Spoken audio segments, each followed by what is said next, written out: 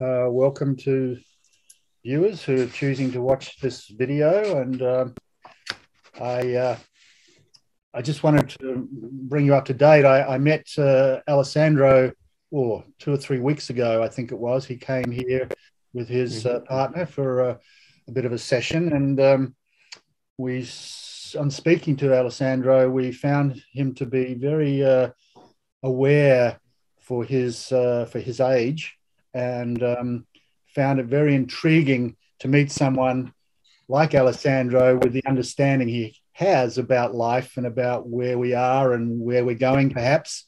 And so I thought I'd like to bring him on to have just a bit of a chat to present to other people out there the consciousness or the awareness of perhaps some of the younger millennial generation who are going to have a huge impact on this world moving forward, and how they see the world and what they think about the world. So thanks for coming on, Alessandro. I appreciate it. We've been toing and froing, but I found you very fascinating when we spoke, and just thanks for coming on and sharing your wisdom and your knowledge and whatever else you want to share.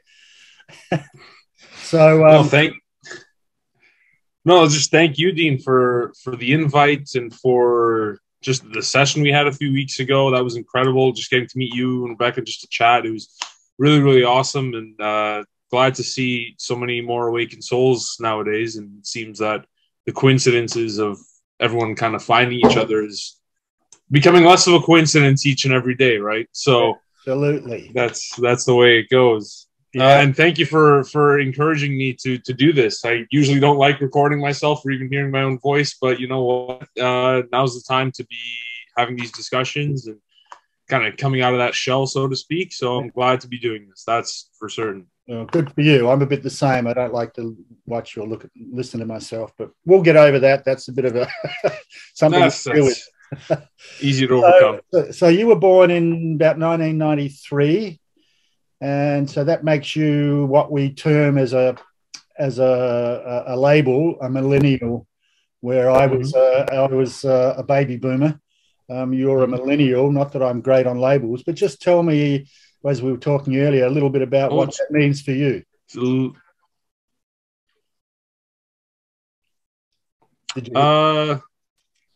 Sorry, it's a little choppy right now.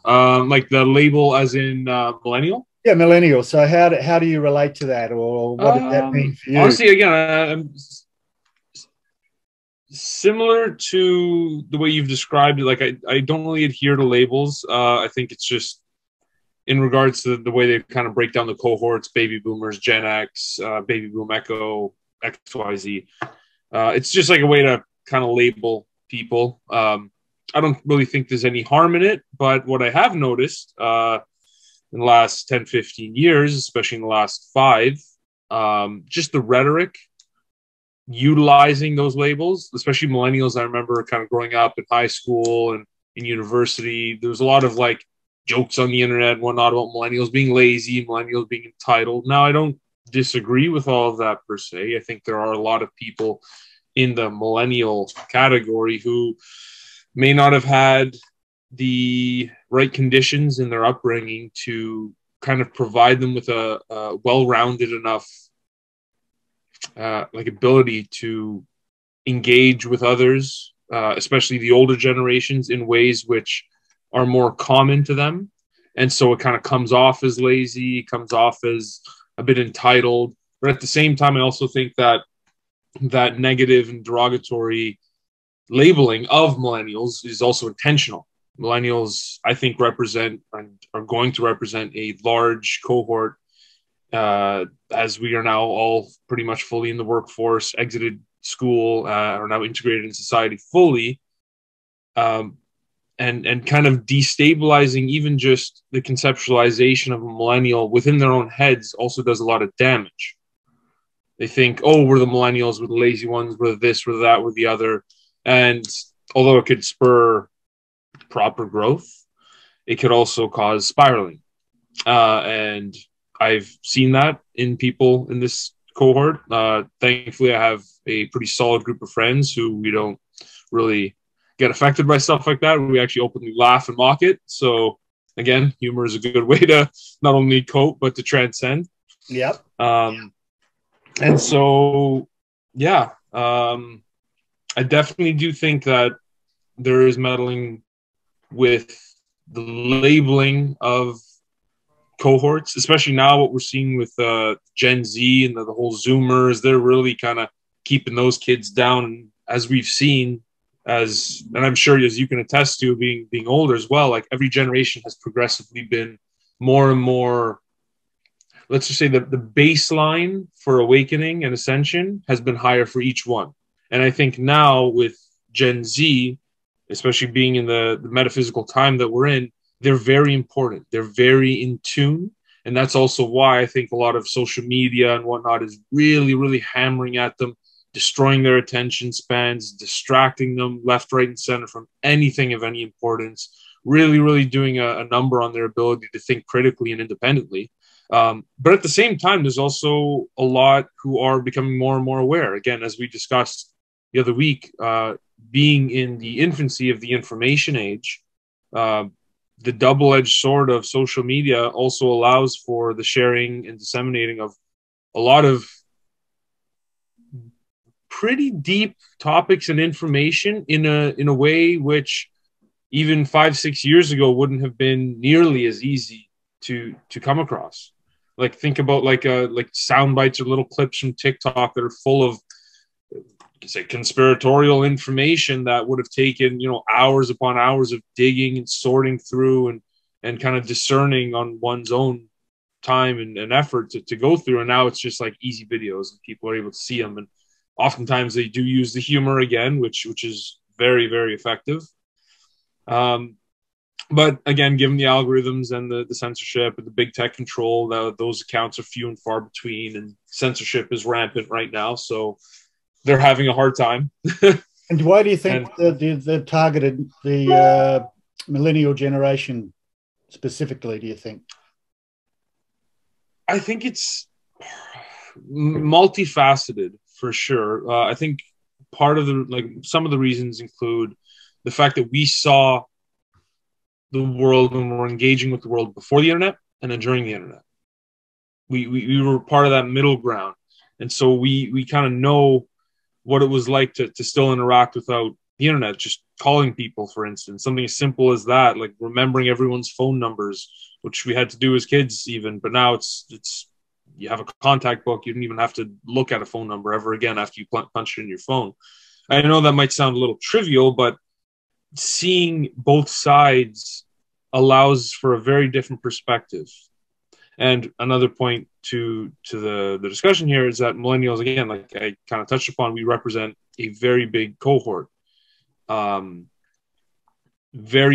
Going to be very influential. Again, as every generation moves through, they get into leadership roles in government, corporations, back in like yada, yada, yada there. But I think it's a purposeful derailment in a way. Again, they've been attacking every generation in utilizing the means that they've had to do such work. Again, even before the internet and social media, through music influence, entertainment influence, manipulated news, every one of us has been affected by it. I just think it's more so accelerating now, and more so been evident with the millennials because we represent such a big cohort that they really wanted to kind of keep a baseline pretty low for expectations, for awareness even, and just to spur more division, to spur more anger and frustration that's completely unjustified and nonsensical. Okay, well, that's brilliant. That's a fantastic analogy from your perspective, because millennials are going to be an important part of the world moving forward, because they're going to be very involved in the restructure. But I just want to go back. I mean, a lot of us older people, we, a lot of our experiences with clients that we have and people we know, when they're very young, they're kind of aware of certain things about themselves and could see things or have imaginary friends, as we were told that they were imaginary, and could see things or had dreams. So we had these certain abilities or awareness when we were young, but as we get into the school system and as we grow up and we kind of find that that's all programmed out of us. It's kind of, and by our parents or older people who didn't understand, it was kind of, oh, don't be silly, or you're just imagining it, or it was just, you know, pushed aside. Mm-hmm. So we grew up, and basically a lot of us were put back to sleep, if you like, and then we just move into life within the confines of society and what we're told and how life works.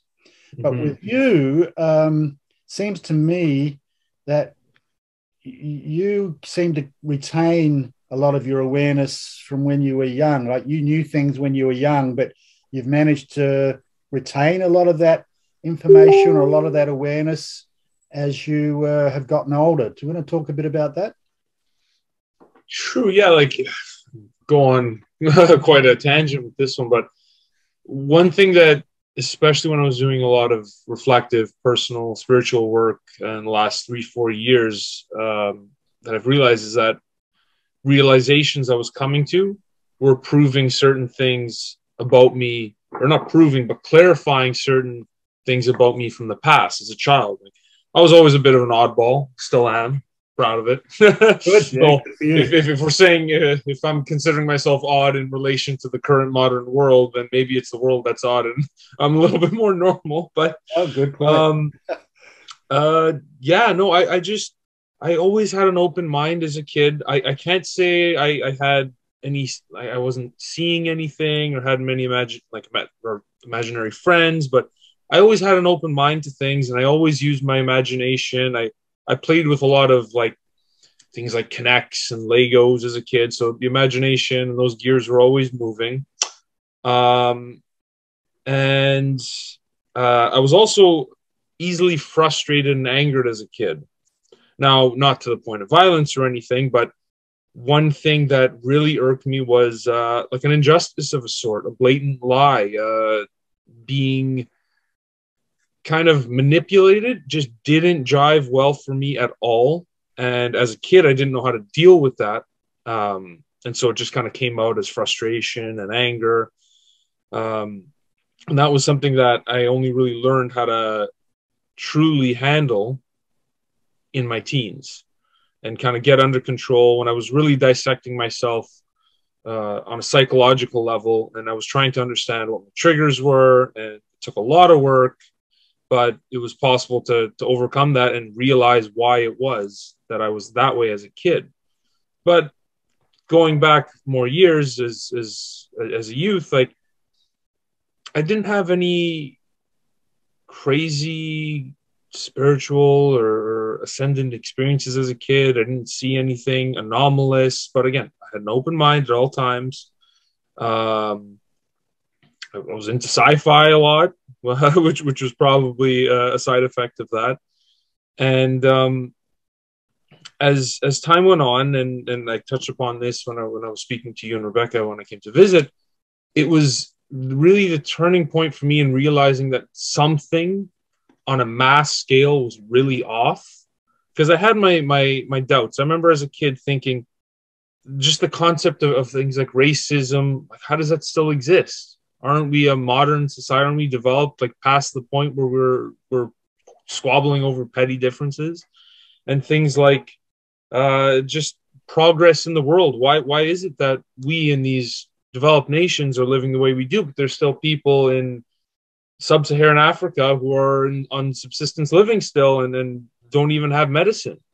Where's the progress that is constantly being spoken about and touted by our leaders? Like, how is this real? It doesn't make sense to me. And as you get older and learn about economics, you realize there's no real mass hunger issue. We have a distribution problem because those in charge cannot make money off of giving poor people food or off of building them up so that they don't become reliant upon them anymore. But that's just another facet of where we can go with this.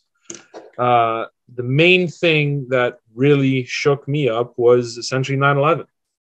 Watching it happen in real time. I remember seeing it at school, and the non-stop news bombardment for the weeks and months that followed. And then I came across the first video talking about how it was an inside job. And I watched that as a kid. It must have been maybe by the time that video came out, maybe 11, 12 years old, around there. I think it was the first iteration of Loose Change, to be honest. And it hit me that, oh, something's off. And again, going back to the whole things that were unjust and lies and manipulation didn't jive with me just on a personal level, learning that that's a possibility on a macro level, the macro level, was okay. That's it. Got your attention, eh? Oh, big time. And so I began at a young age, maybe not like at that moment in time specifically, but as I had more access to computers and the internet and more spare time, I would do my research and come across all sorts of things. And don't get me wrong, there's a lot of nonsense on the internet. There's a lot of misinformation, disinformation, all sorts of nonsense. But again, now we're talking over the course of 15 plus years of going through stuff. The dots connect themselves to those who are willing to do the work and to suspend belief. What I did innately, without even having to really think about it, was suspend all my preconceived notions of what is right, what is wrong, what is truth, what is not, and just approach something with an open mind and allow the facts to stand for themselves. And I did that. And it's funny, like I was telling you with what I've done with my friends, like I would open up a conversation with, okay, I'm going to explain some weird stuff to you. I want you to take everything you know, put it in a bag, and then hold it. Just hold it off to the side. You don't have to do anything with it. Just hold it there. As you're taking in this new information, I want you to really consider what you're holding in that bag. Because when you bring it back, you might have to empty it. You might have to take some things out and replace them. And that was the case. It was just happening on a subconscious level. Again, we can go into the nuance of all the individual conspiracies and whatnot taking place and that have taken place, but the human mind capacity for information. We are inquisitive by nature. We like to ask questions. We like to wonder, to ponder, and to daydream. As you've touched on, the system was designed to suppress anything imaginative, anything outside of the confines of what they told you is real. And again, our parents are part of that, but they are products of the system of their time as well. And it's difficult to reconcile. Boy, I'm sure we both know. But it's important to understand that as well. And that no generation, again, they may not have had the internet back then, but no generation is free from it. Every generation has had to deal with the crap, so to speak. And so it's just a matter of facing the fact that what we know might not be full truth. And on a psychological level, on the individual, it's like Jung and the reference to shadow work. The only way you'll be able to truly understand yourself is to look at and to understand the worst aspects of yourself. Because then you can truly face what is wrong and truly move forward. And on a societal level, not only are we not doing the shadow work, we don't even acknowledge the shadow work, and we are engaging with and in a strange, morbid love affair with the shadow. So how did you become aware of this? Because you're right, a lot of people still don't. When we work with people, helping them deal with the shadow and heal the shadow and work with the shadow, because we have to go through the shadow in order to ascend. So what made you aware of all this? Like, this is what intrigues me at 28 or however old you are. Like, how did you come to understand this? It was during that period in my mid to late teens where I was really trying to understand myself better. I was on my own without having without having been exposed to these psychological concepts and whatnot, trying to understand myself. I was going within deeply. Again, like how I mentioned, trying to understand the triggers and whatnot. And I was seeing these aspects of myself that didn't make sense. unjustified anger, unjustified frustration, making the lives of people around me more difficult than they had to be. And I would always complain. I would always say, oh, I have bad luck, this, that, and the other. And then as I began this work, I'm like, there's only one person to blame, or maybe blame isn't the right word, but one person who has control over this, and that's myself. That's it. Period. We are the ones who determine how our life experience is going to play out. Now, don't get me wrong. There's ambiguity. There's all sorts of randomness that can happen. But at the end of the day, it's how you deal with everything. And as a society, we're often taught that it's easier to kind of shift blame or project onto others. And so I was doing this kind of subconsciously or just intrinsically. And then as time went on, I was exposed to people who were speaking about this kind of work on a psychological level. I read into some Jung a little bit and some other psychologists and understood those concepts. And as I'm doing that, I'm also doing a lot of spiritual work and looking at a lot of spiritual and consciousness related information, all with this kind of underlying background with the conspiratorial and how the world has been manipulated. And it was all kind of coalescing and converging at that point for me. I remember specifically having a conversation with my friend saying, okay, I've spent all these years like learning all these conspiracies, and now I'm like learning about this spiritual stuff, and now it's literally doing this. It's all coming together because you understand how it overlaps. You understand why the system is designed to kind of pull people away from the spiritual, pull people away from this intrinsic understanding, and to kind of bring them down to like lower level consciousness, base consciousness. To again, we're in living in this base consciousness is places where racism and all this nonsense can still exist, and it's again totally dependent on the person. And did you have many people to share all this with when you were young? Like you wouldn't have had a lot of people around you maybe related to what you were feeling and thinking. Oh no, not for a while. I was doing a lot, especially the conspiratorial stuff. I was very, very quiet about that. Like I still have an amazing core group of friends who most of whom were the same friends I've had since basically elementary school. And I brought up some stuff to them over the years, like early teens, mid-teens, but not so much with the family. Like, I mean, I spoke to my dad. My dad understands, oh, 9/11's a conspiracy. Yeah, inside job, sure. But I never really spoke about it much. I kept it internalized a lot. And it was only once, again, the converging of the spiritual, the conspiratorial and everything, only once I got to that point that I realized it has to be spoken.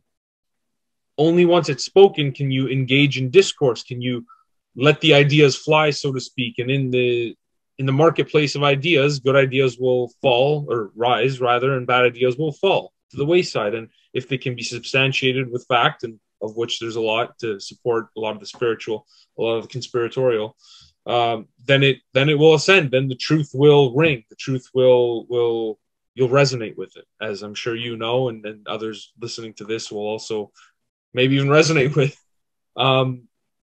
But yeah, it was huge, kind of opening up to my friends. I remember, again, I mentioned to you a couple weeks ago, like 3 specific friends. I had discussions with them about 3 hours long each, as like an intro. Here's a bunch of stuff to consider.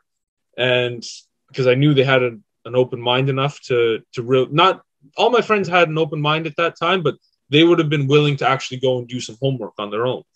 And then in the weeks that followed, they did their own research. Again, we had more follow-up discussions. And now we're at the point where, like, knock on wood, thank God, my whole friend group is very aware, not only able to engage in very, let's call them nuanced conversations, but have done their own homework, have come to their own realizations, and are very open about it.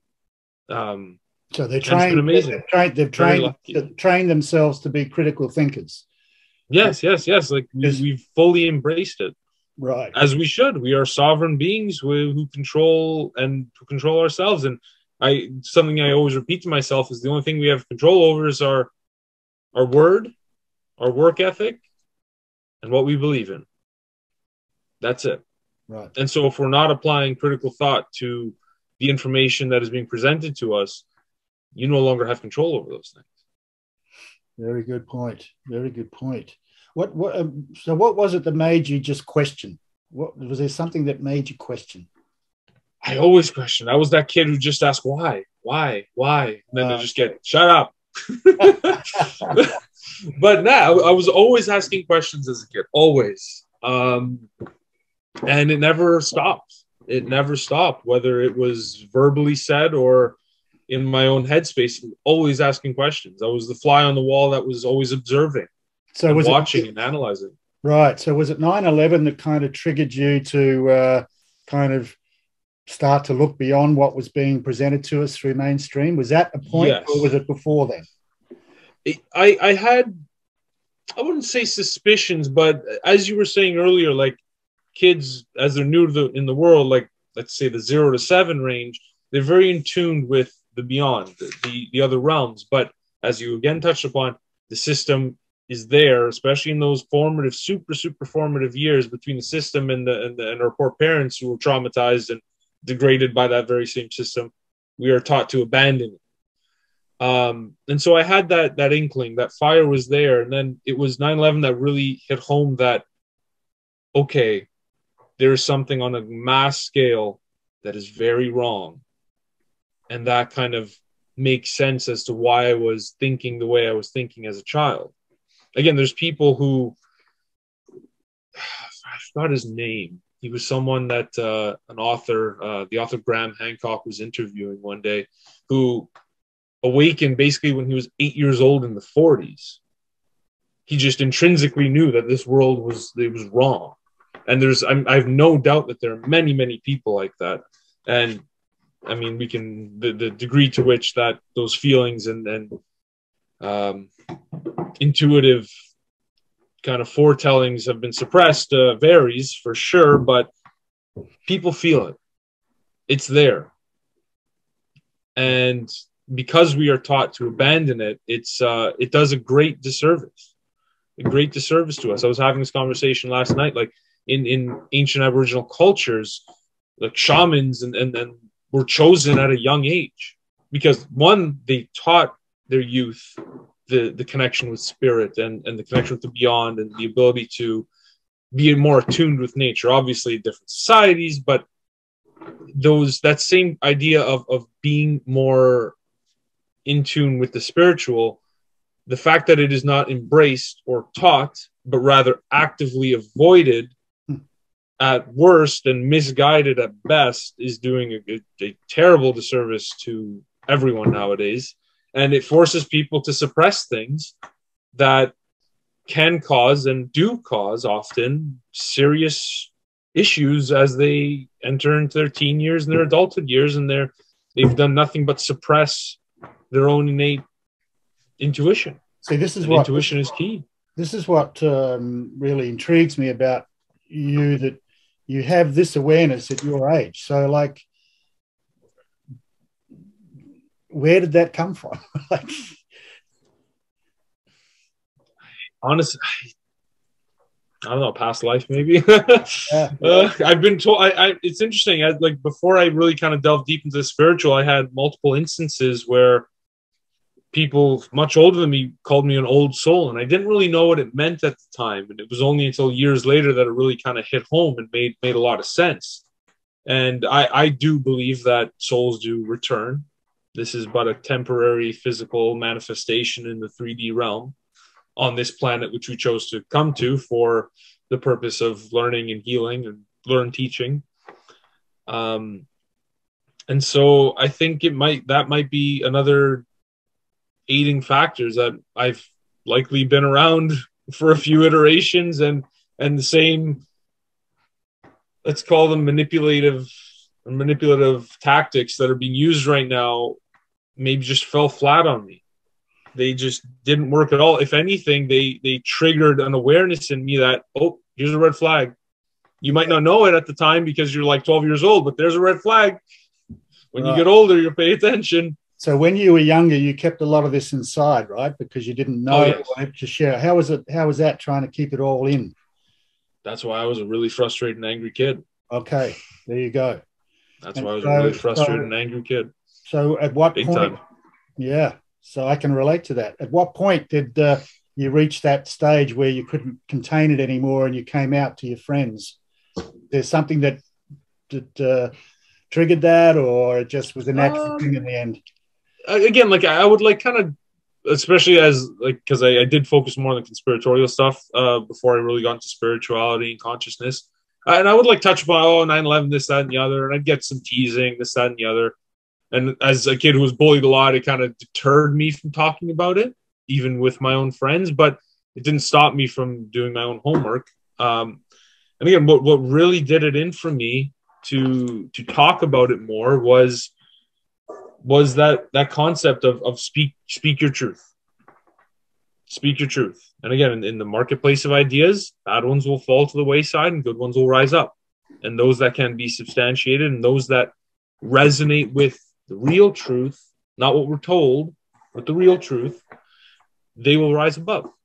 And so I decided, you know what, enough of just being quiet. I'm just going to start talking. Now, in the beginning, I got a lot of, it's funny, I have one friend who not 2-3 years ago, I'd bring up things like meditation, certain conspiracies, and I'd watch the eyes roll a bit, and then they glaze over, and the phone comes out, and now he's full on wearing crystal bracelets and and burning sage. So like, it's a thing. I mean, it's also a testament to his now fiance, who's also very into that sphere of interest. But yeah, it just goes to show that people are becoming more receptive to it if the conditions are there for healthy discourse. Because a lot of the time, what deters people from speaking is the fact that if they bring it up, they'll be mocked, they'll be shamed, and that happens all the time. All the time you see it. Like if you go into anywhere online, it's like the most vile like conversation threads you can find. And in person, it's not that much better depending on who you're talking with, friends or family even. And so it's difficult for people. It really is difficult for people. There are a lot of people out there who are alone, who have these intuitions, who have these understandings, but they have no one to communicate with. Their coworkers don't buy into it at all. They think they're crazy. Their family thinks they're the black sheep and just off their rocker. And it's just like, it's tough. And it, as an adult, having to further suppress that after a childhood and teen years of suppressing, that's pressure. It's immense pressure. And that takes a toll on someone psychologically and physically, even depending on how well they can deal with it. And so I just started blabbering away, and I'm extremely blessed that I had friends who were open-minded enough to receive me, as well as family. And yeah, it was. Well, by speaking your truth, it sounds like you've helped a lot of people, because speaking your truth, even though others have resisted or mocked or whatever, there's others like your friend that you've helped enhance their awareness, help them awaken by you speaking your truth. And that's the ripple effect that we talk about as far as being in our truth and being in the light, that ripples out, so that you've already impacted, people in your life in a positive way, right? Oh, absolutely. And I'll be honest, like, having even heard that firsthand from many friends, it has been one of the greatest satisfactions in my life. Like I'll never toot my own horn, but I think part of what I'm meant to be here for is to help make people aware, and that it has been the best satisfaction that I could have ever received. Period. Like, hard stop. Yeah, that's awesome. It's amazing. Yeah, well done. Well done. It's amazing. So I'd like to just quickly move on and be aware of your words if you can, because I want to put this on YouTube. So so how do you feel about what's going on today in the world? What's your give us a bit of a brief take on what you reckon's happening out there? Bearing in mind we are in towards the end of, what are we, January 21st, 2022. Yeah. So nearly 2 years at this current narrative. So What's your take on what's going on? As a very aware and awake millennial being who's here to do some pretty amazing stuff. This can go on forever, and I got to really ponder on how to make it as succinct as possible. I think we are seeing the death throes of the old system. I think the energies have shifted sufficiently enough that full control over what is going on in this world is no longer in their hands. They still have a great deal of power, those who control the mechanisms of influence and who control governments even, industry, everything. They're losing it. It's slipping, and they're trying to throw the kitchen sink at us while doing their damnedest to tear us away from spirit. And why do you think they want to do that?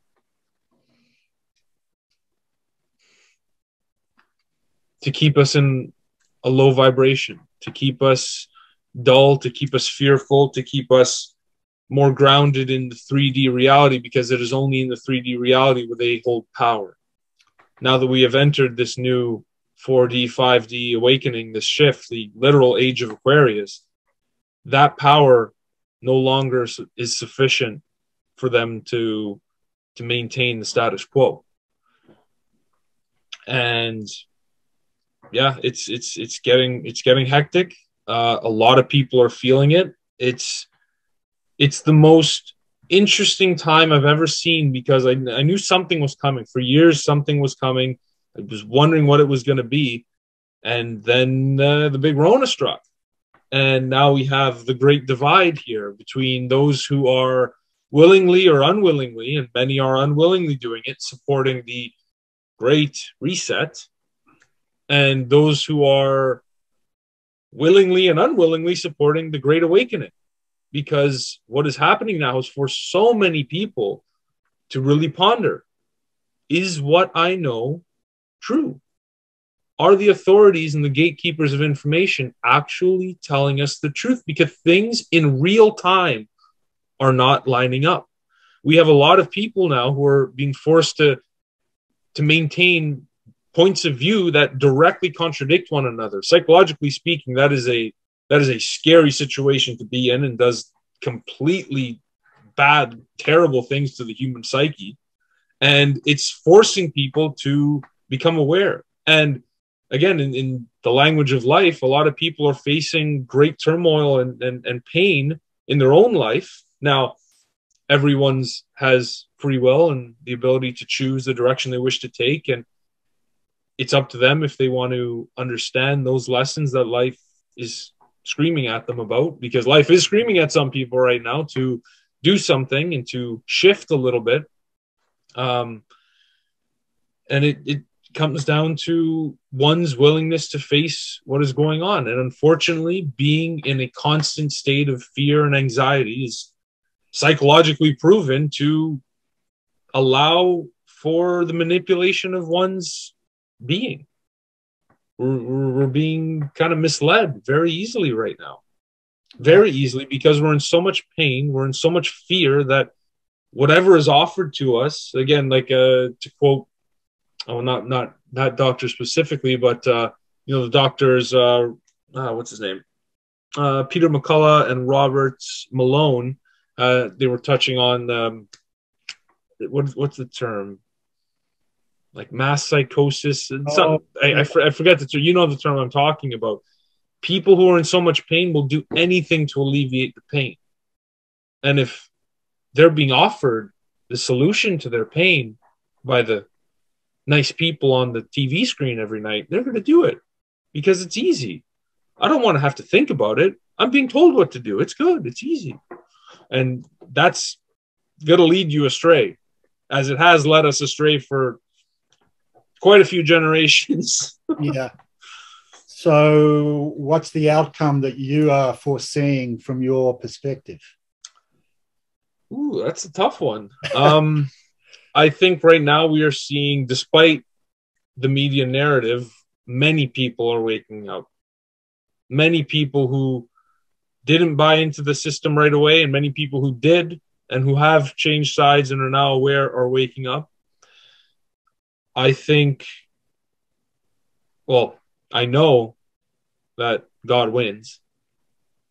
It's just a matter of when.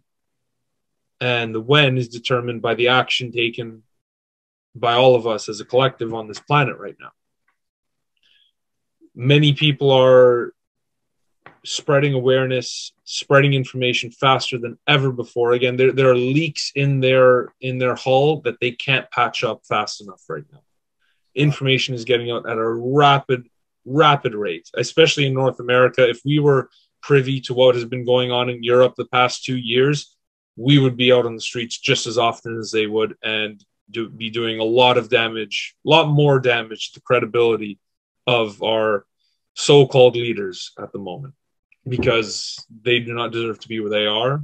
They are not good people. They do not have the best interests of their constituents in mind. They are there for the only reason a politician gets into politics, for themselves. And I have no doubt right now there's a lot of money being thrown at them to say what they say and do what they do.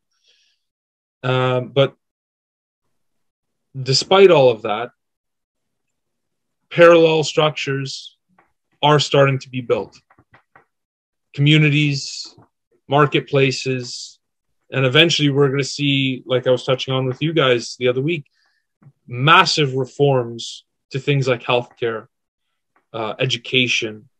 This is all going to shift. Again, infancy of the information age, and now with this wedge in between the Great Reset and the Great Awakening, but with the power of love, it will shift and swing to the Great Awakening. It's just a matter of people overcoming their fears, people overcoming their shadows, and embracing that they don't have all the answers. But just because they don't have all the answers doesn't mean they should believe what it is that they are being told. Think critically. We're blessed with this incredible brain and this powerful intellect right now. Wow. And think. Connect the dots, trust yourself, talk to people, share ideas, see what sticks. Because so many people, it's amazing when I won't say confronted in an aggressive sense, but when confronted with the actual information that's available in regards to the Rona, as opposed to what they're being told, they have no words. Yeah. They physically shrink from the conversation. And you could see it in real time, just the pondering and like I said, the two different points of view that they have come crashing together in that instant, and you see it in them. And it's painful to watch, and it's painful to be living through, I bet, but it has to be faced. The shadow has to be faced. It is only once the shadow is conquered will you truly embrace the light. Wow, that's brilliant. That's brilliant, Alessandro. Say someone with you of your age to have this wisdom and knowledge is very encouraging, I think, for a lot of us older.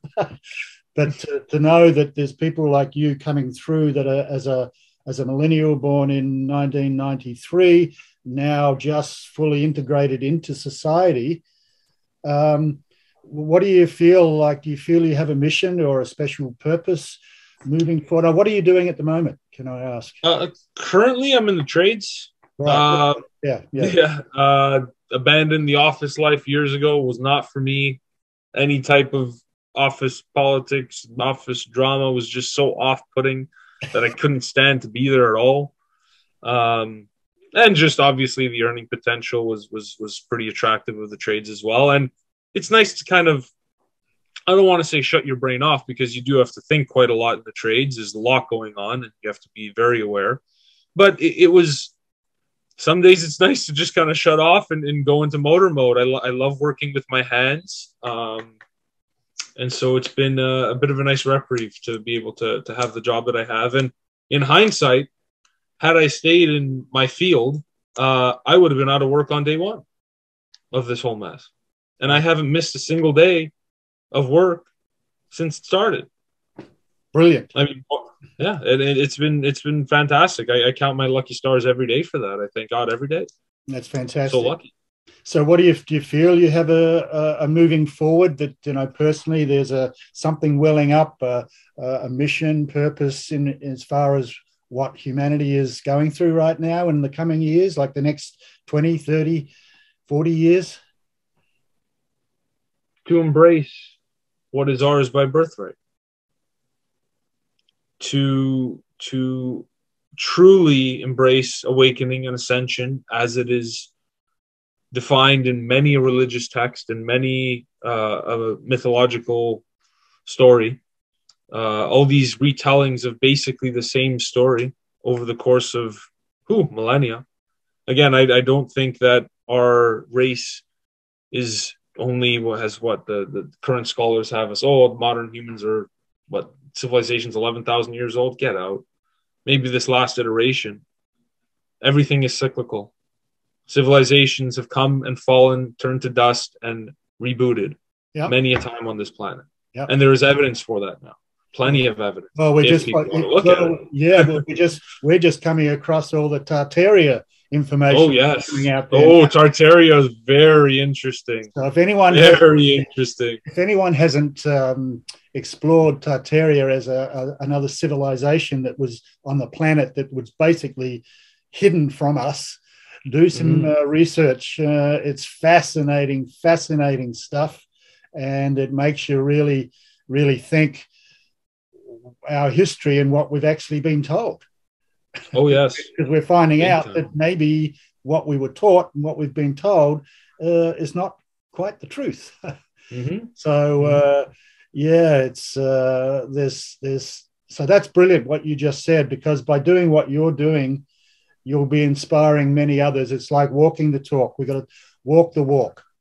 It's all action. Yeah, it's all action and showing others a different way of being. So that's brilliant. So anything else you want to add to that? I don't want to take up too much more of your time. What do your circle of friends think about you now?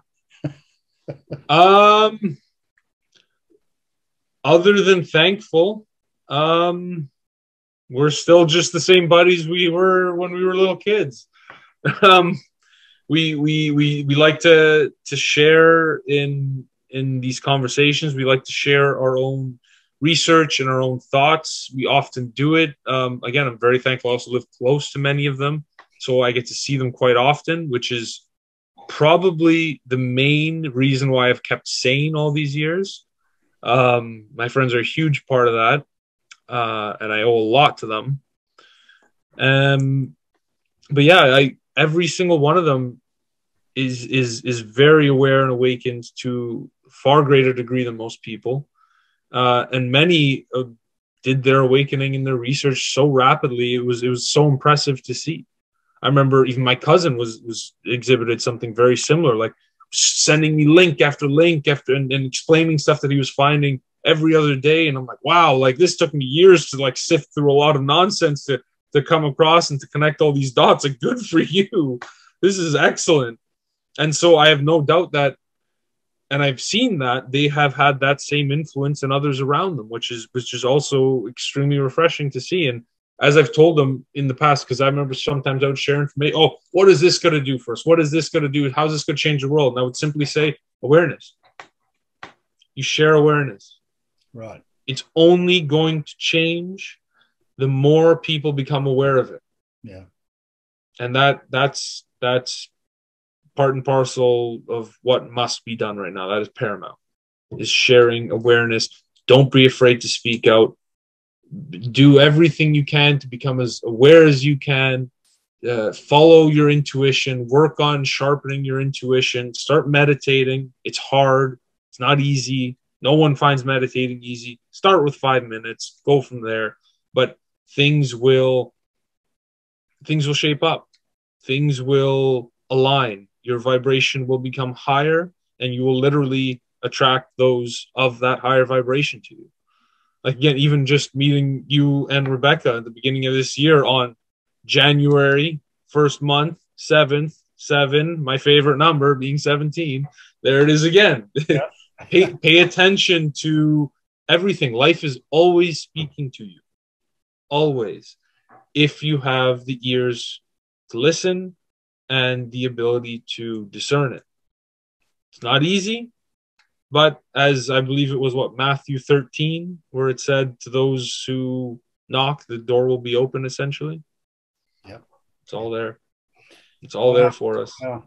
That's brilliant. Well, I think on that note, we can kind of conclude, but that's amazing what you've said. I think you're an amazing person for what you're bringing and what you're doing, and the awareness that you have now is incredible. And I think that's what endeared you to Rebecca and I. When you left here, it was like, wow, this guy has an awareness that's way beyond your years, and that's taken me 35 years to get to this level now. And I speak to you, and it's like, okay, I've still got a lot to learn, which is great. So I just think it's important that to acknowledge that the millennials as such can tend to get a bad rap with things that you mentioned earlier about being entitled, but this system does not fit, and that's why it does not fit. So you guys are kind of coming into this world going, wait a minute, this system sucks.